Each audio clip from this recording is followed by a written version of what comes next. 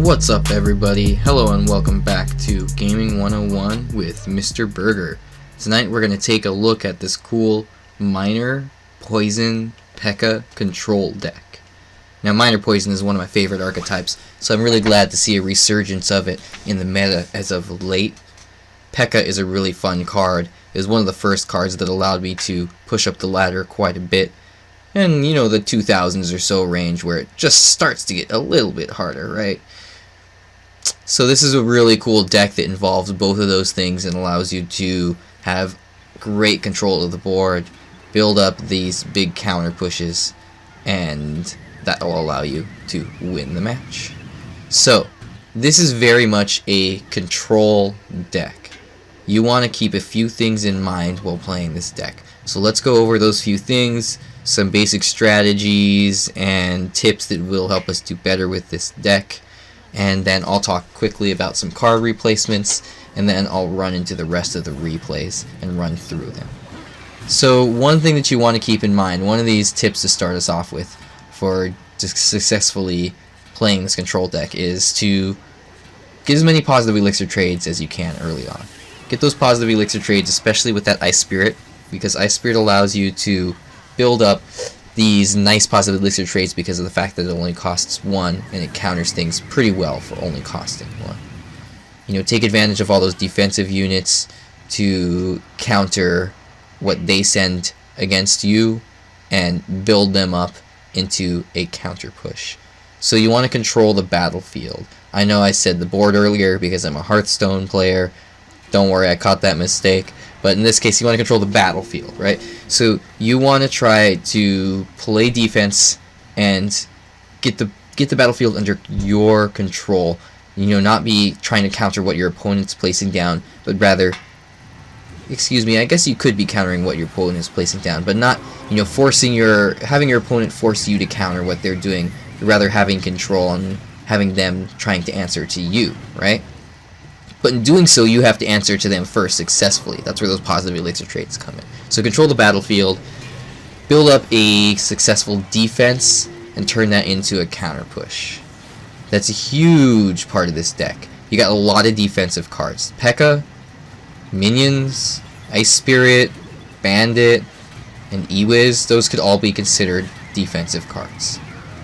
You could even use the Minor defensively if you need to, right? And then of course your spell cards are versatile.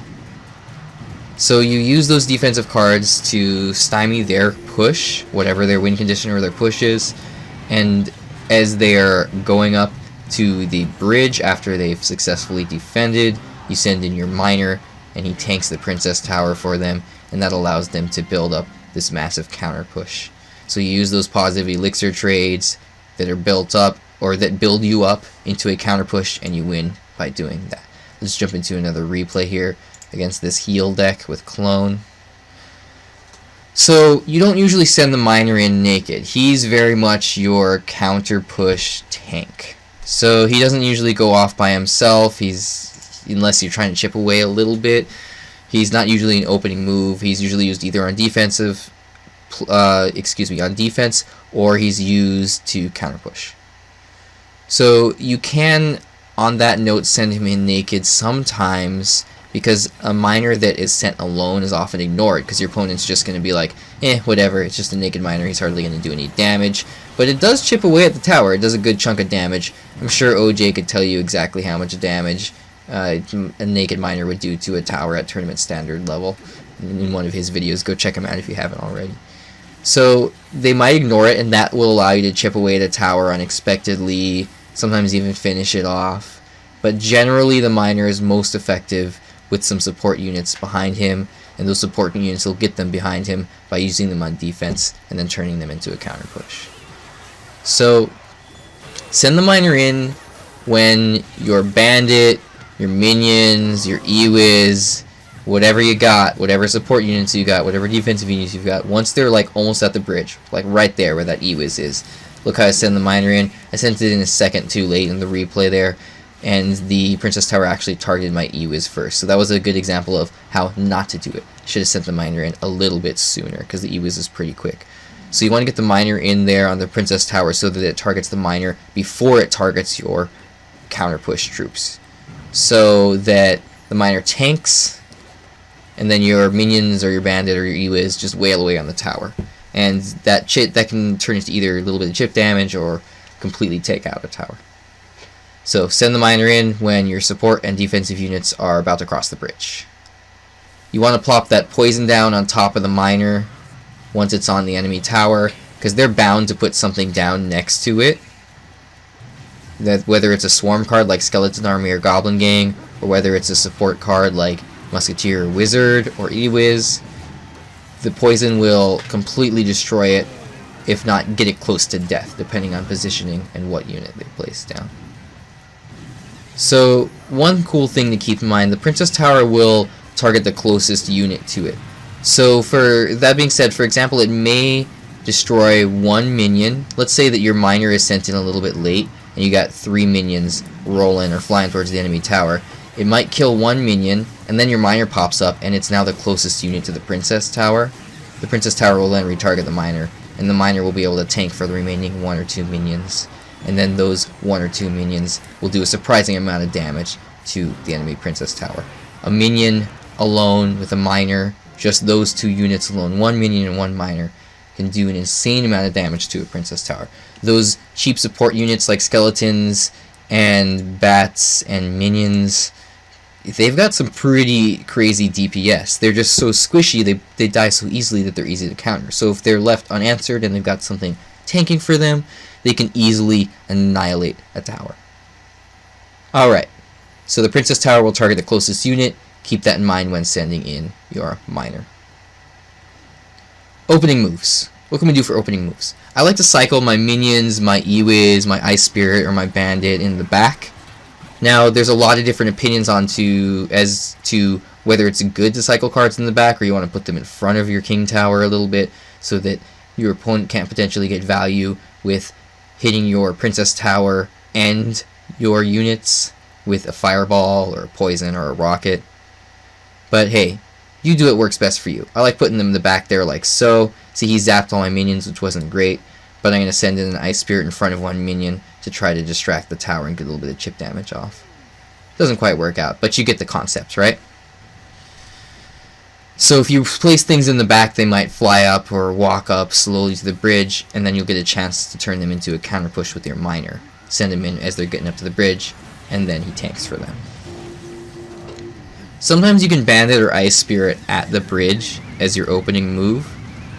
Some people definitely think that that's a good option, to Ice Spirit right at the bridge. And the reason behind it is because if you send an Ice Spirit in right at the bridge, your opponent is likely going to think that you're about to send something in right after that Ice Spirit. Why else would you send in an Ice Spirit by itself? It won't do anything other than just run up to the tower and jump on it and do maybe 100 damage to it or something.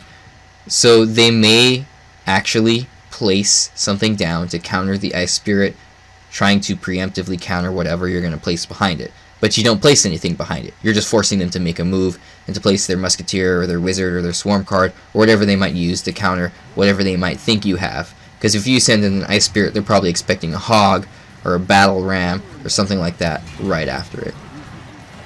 So that's a good opening move too. Bandit at the bridge is good too, because she dashes onto the opponent's tower. It forces them to react very quickly. Sometimes they don't react in time, and it'll get some good damage off on the tower. A Bandit charge on the tower is a good chunk of damage, and then she'll smack the tower a couple times and get some more damage off. Even if they do react, they have to react quickly, so they might not do the best possible counter to it that they have in hand, or they might not have their counter in hand. So those are some options for opening moves as well. You rarely want to open with a P.E.K.K.A. The only time I could see opening with a P.E.K.K.A. is if they send in a Hog really early or as their opener, and you've got P.E.K.K.A. in hand. P.E.K.K.A. hard counters Hog. It can smack it and kill it in 2 hits, and if it's placed correctly, it can completely shut it down before it hits a tower, before it hits the tower at all. So that's the only time I could think of opening with a P.E.K.K.A. is if they try to, pull a fast one on you and send something in early, and you've got P.E.K.K.A. in hand, and you want to use it defensively, because that's generally P.E.K.K.A.'s role in this deck, as defense. Alright, let's go ahead and hop into a couple more matches here. You don't usually want to open with Minor Poison because it costs, with the Minor Poison combo, because it costs a lot of elixir, and it's kind of risky in costing a lot of elixir, because they might easily counter your miner and turn that counter into a big counter push, and then you won't have much elixir left to counter their push. So opening moves, I usually cycle, kind of play passively, play defense, and try to turn my my defense into a counter push. Alright, so reserve your P.E.K.K.A for defense. P.E.K.K.A hard counters Golem, Hog, Giant. He hard counters support units if you place him behind the tank like the Golem or the Giant. Place him right on top of the Musketeer or the Wizard or the Ice Wizard or the Ewiz or the Bowler or just about anything, honestly. P.E.K.K.A does so much damage and is so tanky. She's also a heavy unit, so she doesn't get pushed back by the Bowlers. What is it, like a boulder? The Bowler's boulder. The bowling boulder's bowling boulder. Okay, so P.E.K.K.A's really heavy, counters a lot of things, so definitely use her for defense. And then she slowly makes her way across the arena and builds up a deadly counter push that they have to answer. And even if you don't support her, they gotta do something to answer your P.E.K.K.A. It is pretty easy to answer a P.E.K.K.A by itself, so you probably do want to support your P.E.K.K.A if it's on the arena, but that's up to you. You know, read the match, see what you think is working out best. Alright, P.E.K.K.A is not usually used as a snowball card, like a big beatdown card in this deck until maybe double elixir time, and you'll see that I did that, I think, in the last replay. I got 2 P.E.K.K.As on the field and I built up a big snowball. Because in double elixir time, you can afford to put her down all the way behind your king tower and build up this big push. But for the first half or so of the match, the first 2 minutes I believe it is, you're generally going to be playing this as like a defensive counter push, chip damage deck. P.E.K.K.A is just there as like a hard defense card to counter generally their heavy units, or whatever you want to use her to counter. Alright, let's talk quickly about card replacements, and then we'll run through the last few of these replays, and we'll call it a video. So let's start on the top left there, Ice Spirit. I really like Ice Spirit. Ice Spirit allows for a lot of positive elixir trades. It's a common card, so I would definitely leave Ice Spirit in this deck. If you do want to replace it with something, you could replace it with another cheap cycle card like Skeletons or Goblins or Spear Goblins or something like that. Minions. I think that having a cheap flying unit in this deck is beneficial, because units that don't target air, you know, like a P.E.K.K.A or a Knight or a mini P.E.K.K.A or many ground units like that, will not target your minions or any other air units, which allows them to counter those units very easily. So if you're going to replace minions with something, probably bats is what I would go with. But honestly, minions are really easy to get. They're a common and they're low level card, low arena card, so I would stick with the minions, or if you absolutely must replace them, do another cheap air card like bats. Poison. Poison's go-to counter would be Fireball, as usual. You could replace it with a rocket or something heavy if you wanted to have a little bit of fun, but hey, that's up to you. Why don't I jump into another replay here so that I don't lose my train of thought. So that was against Logbait. This one is against Golem Clone. P.E.K.K.A. P.E.K.K.A allows you to have a lot of control in this deck. So P.E.K.K.A is actually replaceable. P.E.K.K.A is kind of a heavy part of the theme of this deck, but it is definitely replaceable if you don't have a high level P.E.K.K.A or a high enough level P.E.K.K.A. So your go-to replacement would be probably Inferno Tower, something to counter really heavy units like that Golem that's running towards me right now. Now watch how hard the P.E.K.K.A counters this Golem as it comes across here. So think of other things that counter heavy units like that. So like the Inferno Tower, Inferno Dragon, Mini P.E.K.K.A, Lumberjack, something like that. But hey, P.E.K.K.A is relatively easy to get. It is an epic card though, so sometimes the level might not match up. But if you do have it, it's a pretty fun card to play with, especially in this minor poison archetype. Log's go-to replacement is always going to be Zap. You probably want a cheap spell. I guess you could probably run arrows. Most people run Log in this deck. I'm not sure the exact reasoning for it over Zap, but it's always a good card in almost any deck. Miner. For Miner, if you don't have the Miner because it's a legendary, just to get another mini tank in there. I would say Knight, because Knight's one of my favorite cards, but Knight's been getting the nerf stick a lot lately, and he got it bad in the last patch, and he's kind of, you know, not doing so hot right now. So you could replace him with an Ice Golem or something like that. Something else that's relatively tanky and cheap. Ice Golem or Knight are my go-tos. For the Bandit, it's an interesting spot. I think that's definitely a flex spot. Probably something that kills support units, because that's Bandit's main job, is to kill support units. as well as to catch the enemy off guard with her dash ability. So she hard counters like Wizard, Musketeer, Ice Wiz, things like that. So maybe like a mini P.E.K.K.A or a Lumberjack, or even just another like defensive counter push card like Guards or Goblin Gang or something like that. Go a little bit more swarmy if you want to. Add an element of Zap or Log Bait in there if you would like. Otherwise, you could keep that dash effect and the tankiness that she has. She's not too tanky, but she's a little bit tanky. So you could go with like a Dark Prince. They're really wanting us to use the Dark Prince because he's been getting a lot of buffs lately. He's just been getting buff after buff, and he's really strong right now. The Double Prince is prevalent in a lot of different decks. That's Dark Prince and regular Prince in the same deck. So you could probably put in a Prince or a Dark Prince in the spot of Bandit. If you wanted to run Battle Ram, that has a similar charge effect, but Battle Ram goes directly for towers, so it kind of changes the archetype of the deck. For Ewiz, just get another like defensive counter push or support card. Ewiz's go-to replacement is always going to be Musketeer because it's a very easy to obtain card and it's only a rare, so you can just request it and level it up pretty easily. But you could also replace it with like an Ice Wiz probably. I wouldn't run Ice Wiz in this deck because you're not running Tornado actually, but something counter pushy or supporty.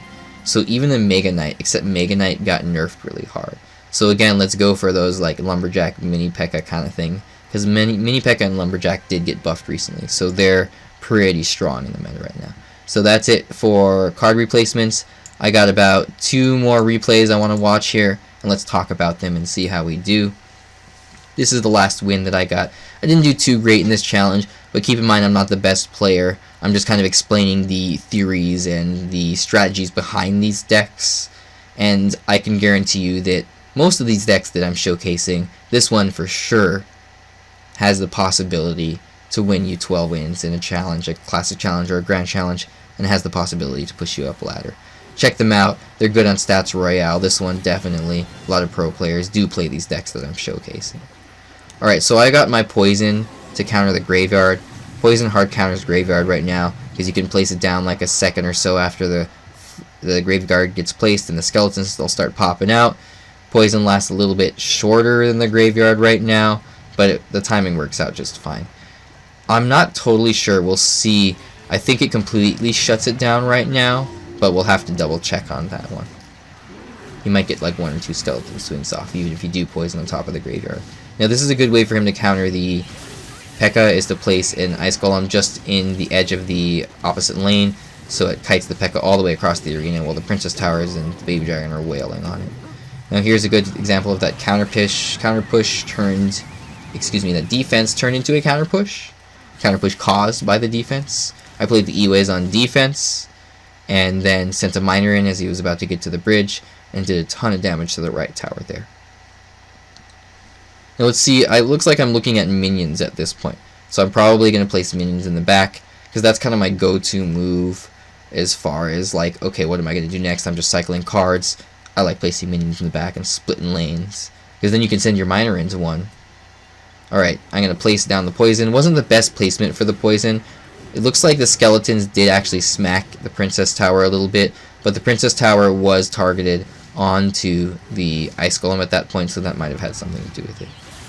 Now, it wasn't good placement for the Ewiz. I should have placed it just a teensy bit to the left and actually hit that Baby Dragon, so that was a mistake on my part. Ewiz is going to shoot both those units at once. I love how the Ewiz can shoot 2 units at once. It's a pretty cool effect. Alright, let's see what I do here. I'm not sure what he was thinking there with the Graveyard.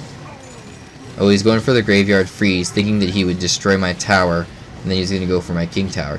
But I actually successfully defend by hanging onto that P.E.K.K.A, and then placing it in the back there to hard counter that Bowler.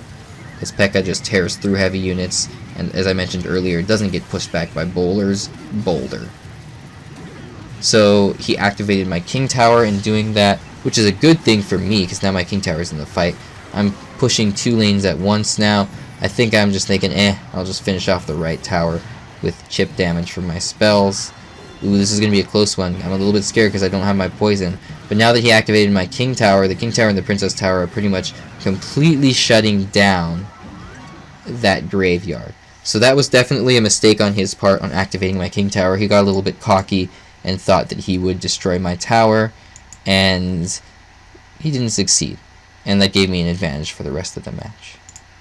So this is one that I lost to. This is a golem? No, excuse me, a giant double prince, I believe.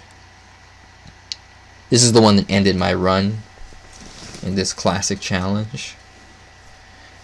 That double prince archetype is really powerful right now. Like, I see it in a lot of different decks. You just like slap a tank in there and then put the double princes in and just put some support cards. Yeah, works out well. So I placed the P.E.K.K.A down to counter his mini P.E.K.K.A. Then he places his P.E.K.K.A, which I had no idea he had, all the way in the back. So excuse me, this is P.E.K.K.A double prince. I was wrong. So since he placed his P.E.K.K.A all the way in the back, that will cause mine to go onto his side of the arena. Now we're fighting on his territory, which will naturally cause him to come out ahead because he has the support of his princess tower. And that's the whole point of, you know, playing defense and turning that into a counter push. I was able to bring his P.E.K.K.A low enough for me to finish it off though, so that's good. I do the minion splitting back. This is really cool. Bandit, she's immune to all damage when she's dashing, so she'll dash out a prince or a dark prince, and she'll actually not take the damage from that initial charge strike, right? She's completely immune, and apparently it lasts for like half a second or a split second after she hits, because the prince or the dark prince will hit and do no damage to her. It's really cool. So that's definitely some great utility to know about the bandit. She counters the prince and the dark prince pretty well as these support cards. Obviously, the prince just does a ton of damage anyway, right? So he just tears through her in that case. But she did soak up that first charge hit, and then that cancels their charge. Now, anything that has a stun effect will also counter the prince and the dark prince's charge. So since the Ewiz has a stun effect on all of his attacks, I was able to counter both of those prince's charges with him.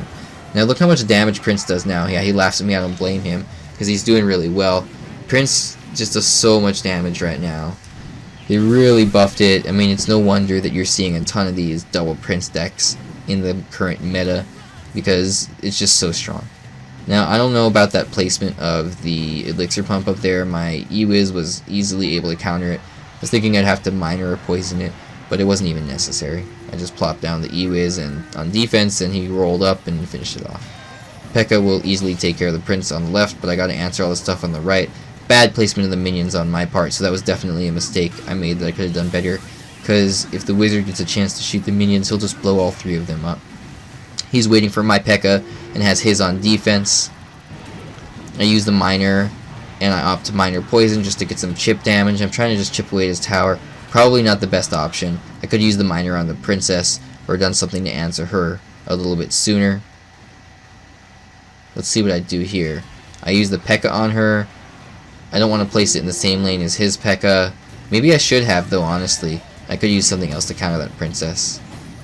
So I go for like a big counter push on the left here. I don't think it works out too well because he's got that mini P.E.K.K.A. The poison is within range of his princess, so that's good.